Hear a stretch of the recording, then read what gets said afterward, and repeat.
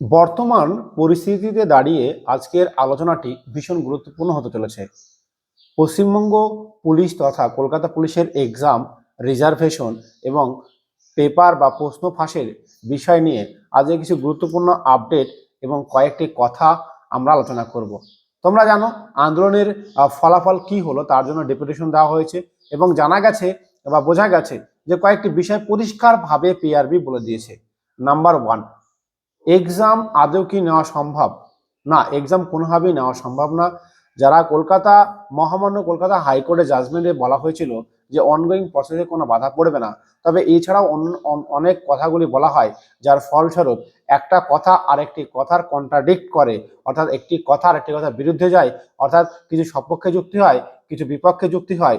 ফলস্বরূপ পরিষ্কারভাবে উকিলের পরামর্শ অনুযায়ী পিআরবি পরীক্ষা নিতে পারছে না, কারণ পিআরবি একটি স্বাধীন সংস্থা নয়। পিআরবি পশ্চিমবঙ্গ পুলিশ হোম অ্যাফেয়ার্সের একটি মাত্র ইউনিট মাত্র। সুতরাং সিদ্ধান্ত সর্বপক্ষ সরকার নিতে পারে, পিআরবি নিজে সিদ্ধান্ত নিতে পারে না।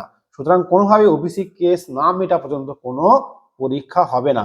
সুতরাং তোমরা প্রিপারেশন চালিয়ে যাও, মনোবল ভেঙে পড়ো না, সত্যি কথাটা মেনে নেওয়ার সাহস থাকতে হবে এবং লড়াই চালিয়ে যেতে হবে। দুই, পরীক্ষা প্রশ্ন ফাঁস কি হবে বা হলে কি করবে? দেখো, প্রতিবারের ন্যায় এবারও কিন্তু পিআরবি বা তারা বলছে যে প্রশ্ন ফাঁস হবে না। তারা বিভিন্ন রকম স্টেপ নিয়েছে। স্টেপ কি নিয়েছে? যে প্রশ্ন ফাঁসের সুযোগ যারা জড়িত ছিল তাদেরকে কিছু ধরেছে, তাদের শাস্তি দিয়েছে, 10 জন 20 জন, যাই হোক 10 জনের মতো শাস্তি দিয়েছে বা অন্যান্য কিছু করেছে। কিন্তু প্রশ্ন হচ্ছে, যদি প্রশ্ন ফাঁস পরবর্তীকালে হয়ে যায় তাহলে এইভাবে ধরপাকড় করে কি হবে?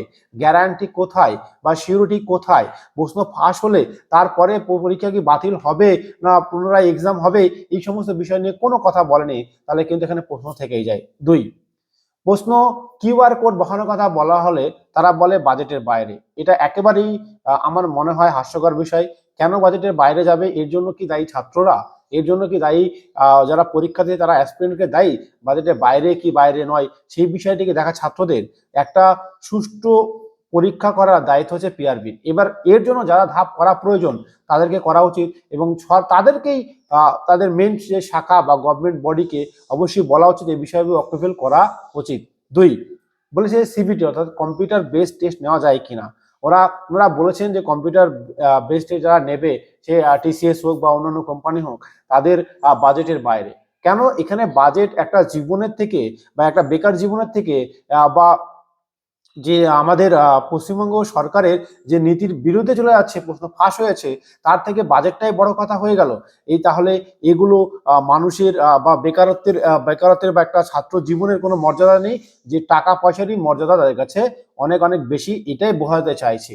বাজেট বাড়বে না কমবে সেটা কেন ছাত্রদের সামনে তুলে ধরা হবে? ছাত্ররা কেন বা অ্যাসপিরেন্টরা কেন তারা বুঝবে? সেটা তো বিষয়টা পুরোপুরি ইন্টারনাল হওয়া উচিত এবং তাদেরকে পথ প্রদর্শক দেওয়া উচিত। যদি প্রশ্ন ফাঁস হয় তাহলে কি করবে পিআরবি? তাহলে কি পুনরায় এক্সাম নেবে? এইটা কিন্তু সিউরিটি জানায়নি। সুতরাং এখনো ধোঁয়াশার মধ্যে আছে, পরিষ্কার কথা ধোঁয়াশার মধ্যে আছে। এক্সাম আদৌ স্বচ্ছভাবে হবে কি না। দুই, কিউআর হচ্ছে না, সিবিটি হচ্ছে না। সুতরাং অফলাইনই হবে। এবার দেখা যাক কতটা ভালো হয়। আশা করব ভালো হওয়া উচিত। রিজার্ভেশন পলিসি তোমরা জানো, সিভিক থেকে শুরু করে আরেকটি রিজার্ভেশন, এক্সামটেড ক্যাটাগরি রিজার্ভেশন, সবই তো কিন্তু রিজার্ভেশন পলিসি। এবং রিজার্ভেশন পলিসির পরে পুরোপুরি হাত তুলে নিয়েছে, পরিষ্কার বলে দিয়েছে পিআরবির কিছু করার নেই। যত আন্দোলন হোক, যত ডেপুটেশন হোক বা যাই হোক না কেন, একদম রিজার্ভেশন পলিসি যেমন আছে তেমনভাবেই করতে হবে, কারণ সেটা সরাসরি সরকারের অধীনস্থ বিষয়। সুতরাং এই বিষয় করার কিছু নেই। তো বর্তমান পরিস্থিতি এটাই, সত্যি কথা এক্সাম এখন হচ্ছে না। তোমরা যেমন প্রিপারেশন নিতে চলেছো তেমনই নাও। আর হ্যাঁ, তোমরা কি একটি ভালো আবাসিক কোচিং সেন্টার খুঁজছো, তাহলে চলে আসতে পারো আইকে স্টাডি ফোর্স একাডেমিতে, যেখানে পুলিশ, আর্মি, সিআরপিএফ এর জন্য তৈরি করা হচ্ছে। এবার তুমি ভাবছো এক্সাম নিয়ে কি, পরীক্ষায় তো হবে না, কোচিং নিয়ে কি করবো? দেখো, আমরা কি পারি, আমাদের ক্ষমতা কতটা বা অকাত কতটা। আমাদের ক্ষমতা হচ্ছে যে আমাদেরকে প্রিপারেশন নেওয়া, একটা ভালো প্রিপারেশন নেওয়া, যখনই পরীক্ষা হবে ভালোভাবে বসে পরীক্ষাটা দেওয়া। ঠিক আছে।